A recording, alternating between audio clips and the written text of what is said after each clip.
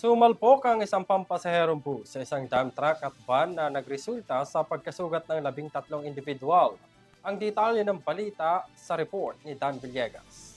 13 ang sugatan matapos sumalpok ang isang bus sa isang dump truck at close van sa NLEX southbound lane nito lamang Lunes. Sa investigasyon ng kapulisan, mabilis ang naging takbo ng bus kaya ito bumangga sa isang van at dump truck. Galing ang nasabing bus sa Bulacan papuntang Monumento, Caloocan at ang dump truck naman ay galing sa Porac, Pampanga na papunta sa ng Taguig. Nagtamo ng mga minor injuries sa mga pasaherong sakay ng bus. Nang maidala sa istasyon ng pulisya ang driver ng bus at dump truck, nagkasundo naman ang dalawa, gayon din ang may-ari ng van na hindi na nagreklamo pa. Lahat na nasugatan sa nangyaring insidente ay sinagot na ng kumpanya ng nasabing bus.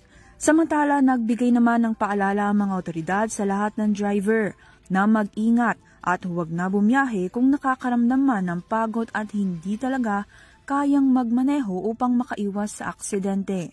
Para sa Your TV News, Dan Villegas sumasaludo sa bawat Pilipino.